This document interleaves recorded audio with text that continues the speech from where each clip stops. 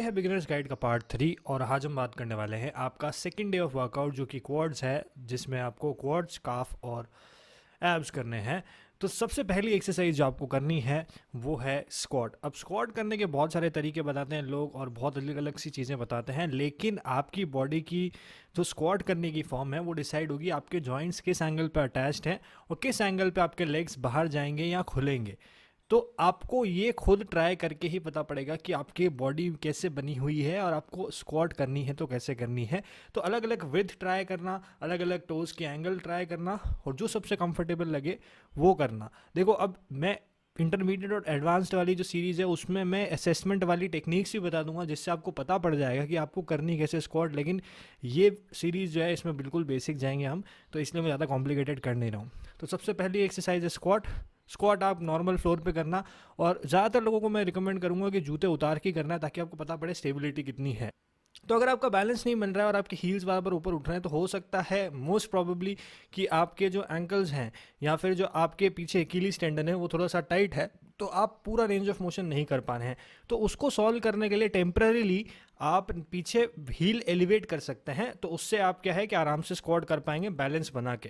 तो और किसी किसी के लिए परमानेंटली यही सॉल्यूशन होता है to get more knee flexion, to get more quads. क्योंकि मैं अगर स्क्वाट करता हूँ, मेरी हाइट थोड़ी सी ज़्यादा है और मेरे एंगल्स ही ऐसे हैं जॉइंट्स के कि मैं स्क्वाट करता हूँ तो बहुत आगे ज़्यादा झुक जाता हूँ, तो उससे मेरे हिप्स पे ज़्यादा लोड आता है, क्वाड्स पे नहीं आता है। तो मैं हमेशा अगर स्क्वाट करता हूँ तो हील एलिवेट करके ही करता हूँ। तो that is going to be your solution अगर आप स्क्वाट प्रॉपरली स्टार्टिंग में नहीं कर पा रहे। और राउंड द रोड भी लंबे टाइम तक करते हो तो कोई ऐसी गलत बात नहीं है, आप कर सकते हो, चीटिंग नहीं है वो। उससे स्क्वाट्स में और ज़्यादा लोड आएगा और हार्डर हो जाएगी एक्सरसाइज। तो अब हम सेकंड एक्सरसाइज की बात करते हैं। सेकंड एक्सरसाइज है स्प्लिट स्क्वाट। सबसे पहले तो आपको एक स्टेबल पोजीशन ढूंढनी है, कहीं हैंडल ढूंढना है या जिम की मशीन ढूंढनी है जिसको आप पकड़ के कर सको। एक पैर आगे एक पैर पीछे रख के एक बार पूरा नीचे जाना है और कोशिश करनी है कि सीधा ऊपर नीचे करना है। अब जैसे ये सर दिखा रहे हैं भव्य सर हमारे, कि आगे जाके ऐसे नहीं करना है, आपको पीछे रह के सीधा स्टेबल रह के करना है। तो फर्स्ट वेरिएशन तो आप फ्लोर पे कर सकते हैं। थोड़ा और हार्डर बनाना है तो पीछे वाला पैर एलिवेट हो जाएगा, और हार्डर बनाना है तो आगे वाले पैर को भी, आगे वाली हील को एलिवेट कर सकते हैं आप। इसमें वीडियो में मैंने पूरे पैर को गलती से एलिवेट करवा दिया, मेरा ध्यान नहीं गया, मैं वीडियो बनाने पे ध्यान दे रहा था। तो आगे वाले पैर की हील एलिवेट होगी, पीछे वाले पैर को स्टेपर पे एलिवेट करना है।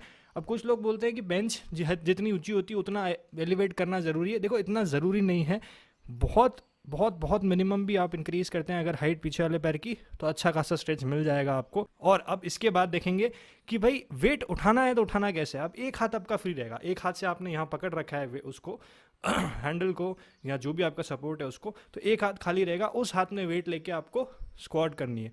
अब कुछ लोग बोलते हैं दोनों हाथ से भी करना, देखो दोनों हाथ से करना ठीक है, लेकिन स्टेबिलिटी नहीं आती है, कहीं ना कहीं क्वाड से लोड शिफ्ट होकर दूसरे मसल पे आता।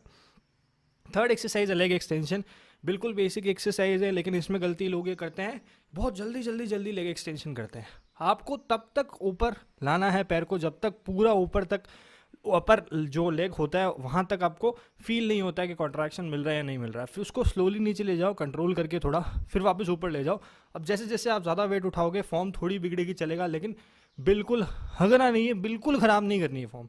फिर हम बात करेंगे काफ की। अब काफ रेजेस आप नॉर्मल कोई भी एलिवेशन ढूंढ के या कोई भी जिम में हाइट वाली चीज़ जगह ढूंढ के उस पर कर सकते हैं।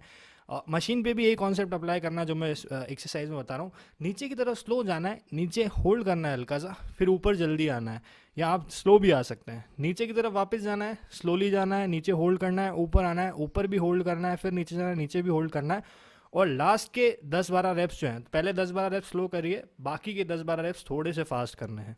फिर अब आ जाते हैं हम एब्स पे। तो एब क्रंचेस करने हैं सबसे पहले। एब क्रंचेस की फॉर्म इजी है, हाथ पीछे रखने हैं और अपर एब्स से उठना है और ऊपर आके एक्सेल करना है और कोर को टाइट करना है और फिर नीचे नीचे धीरे धीरे नीचे जाना है स्लोली। सेकंड एक्सरसाइज आपकी रिवर्स क्रंचेस। लोग सिर्फ लेग्स ऊपर नीचे करते हैं, बोलते हिप फ्लेक्सर में लोड आ रहा है। देखो, हिप फ्लेक्सर में लोड इसलिए आता है क्योंकि आप वहीं को ट्रेन कर रहे हो। आपको ट्रेन किसको करना है, लोअर एब्स जो वाला जो एरिया है, हिप्स जो है, आपको उसको पूरा लेग रेजेस पूरे करने, कंप्लीट करने हैं। थर्ड एक्सरसाइज है रशियन ट्विस्ट। आप बॉल लेके कर सकते हैं, बिना वेट के कर सकते हैं स्टार्टिंग में। तो यहाँ पे सर के पैर हवा में हैं, आप ज़मीन पे रख के स्टार्ट करिए पैरों को बिना वेट के, slow and steady.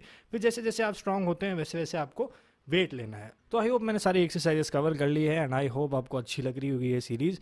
That's it for today's workout and I hope it helped. अब नेक्स्ट वीडियो कल डालेंगे। Have a nice day, bye.